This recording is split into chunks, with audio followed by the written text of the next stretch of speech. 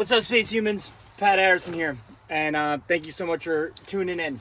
I have a bit of a hot take that I want to address, and it's the connection between, or the lack of connection between environmentalism and capitalism. And in fact, I got my props here, I'll put down. That current environmentalism blames capitalism. I went to Bergen Community College, basically minored in business, and then I went on. Oh, she crossed the electric fence. Wow, you don't normally do that. And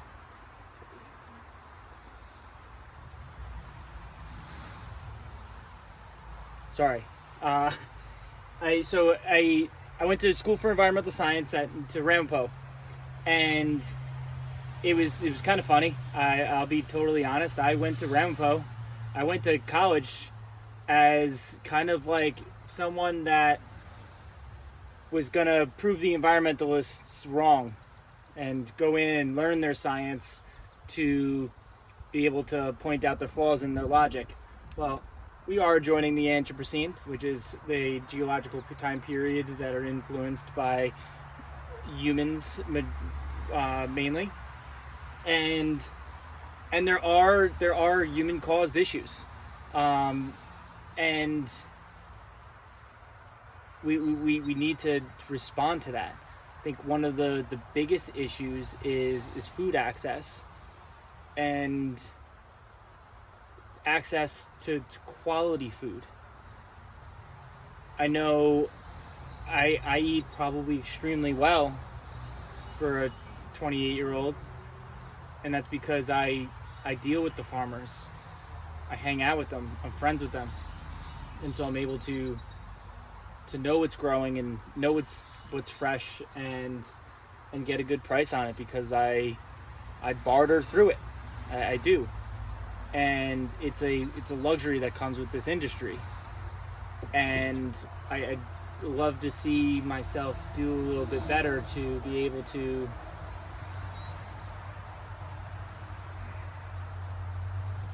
grow into more products other than just honey. And she's meeting the rabbits.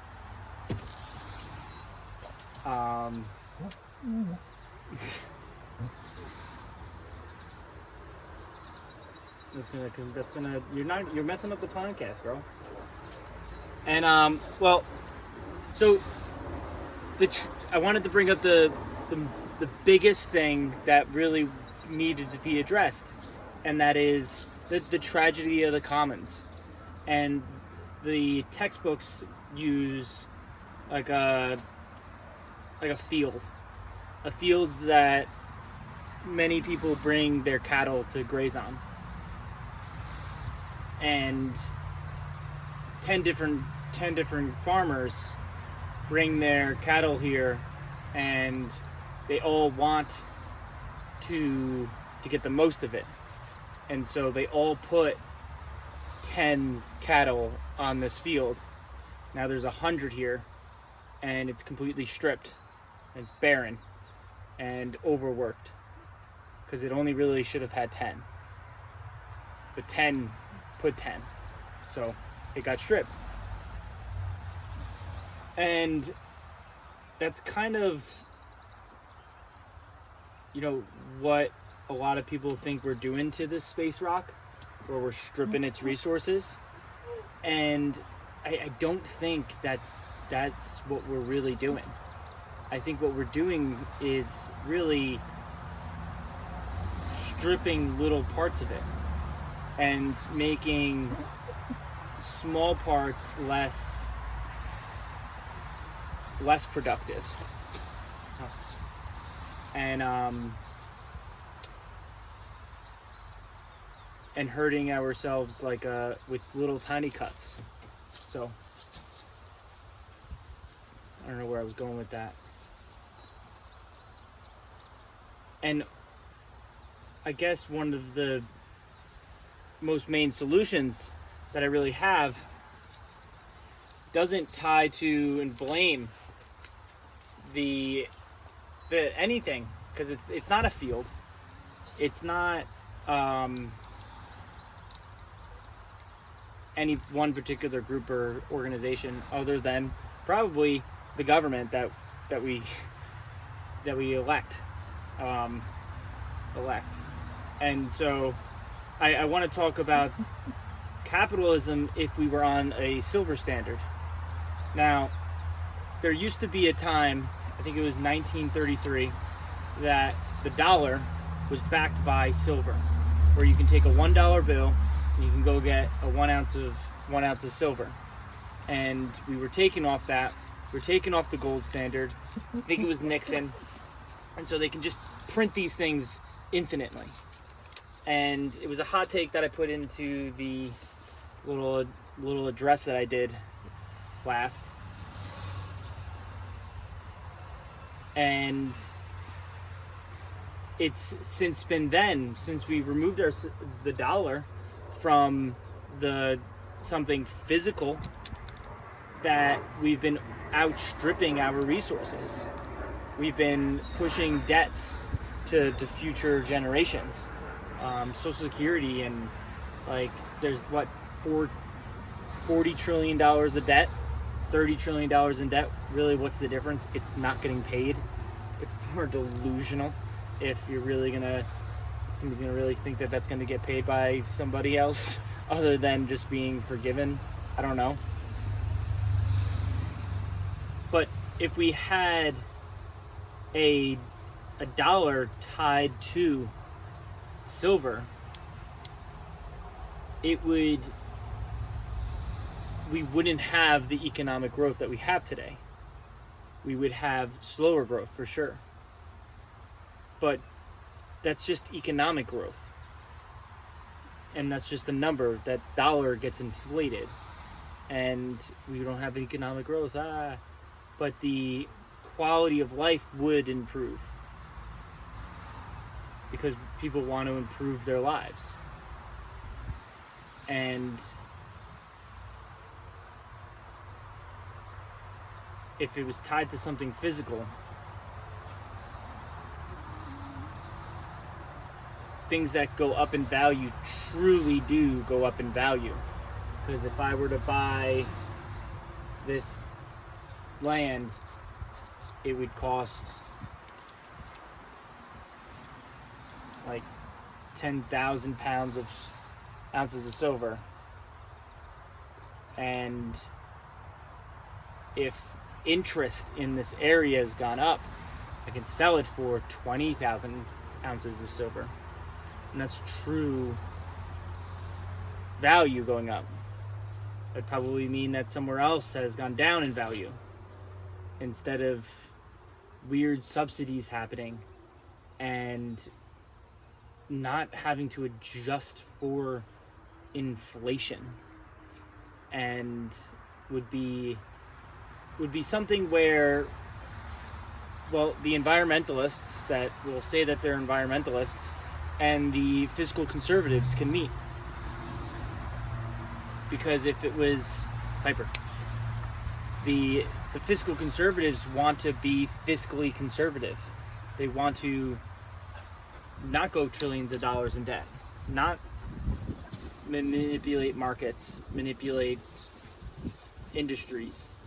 And I really do think if we had a silver standard, a lot of problems would be solved.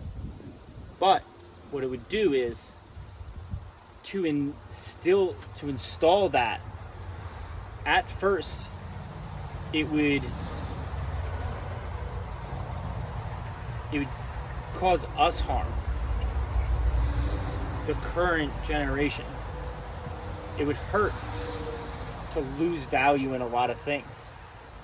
Value. Because it would get like a reality check.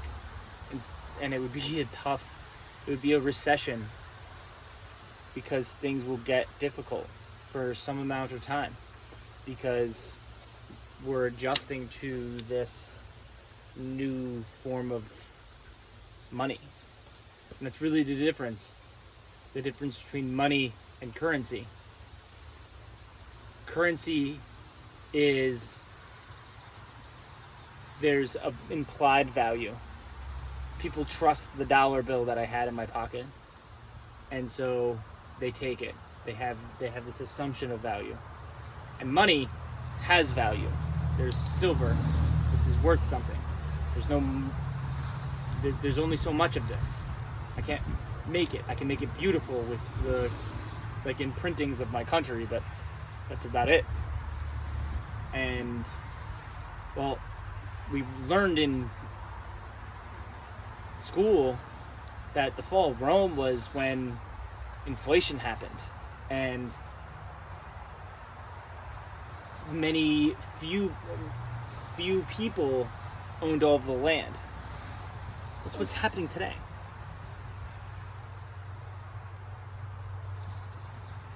So I don't know, I guess I just wanted to get on here and just share that I think we should be on a silver standard and keep rabbits. And like the only reason why the price of a rabbit should go down is if I figured out a way to produce rabbit way more efficiently. So now I can charge I was charging 1 ounce per rabbit, or 1 ounce per 3 pounds of honey. I don't actually sell rabbits. 1 ounce per 3 pounds of honey.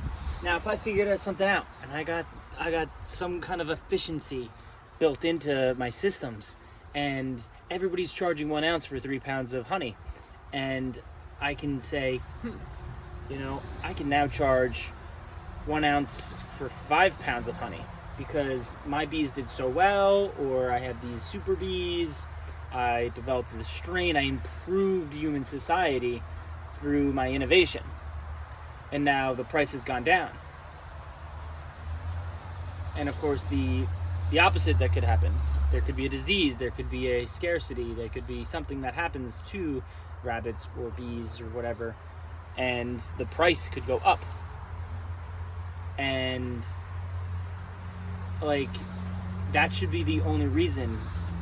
The prices that I have it's like I have to look at what other people are charging and then just be somewhere in the middle, and hopefully I make enough money at the end of the day. I unfortunately am, because there's a lot of interest in honey and bees and beekeeping. But the dollar is not what I want. I want somebody to come into my store and pay in silver. I charge 5% more if you pay with card, and I'll charge only $1 if you pay in silver. And so this is $1. It says $1, United States of America. Something in Latin.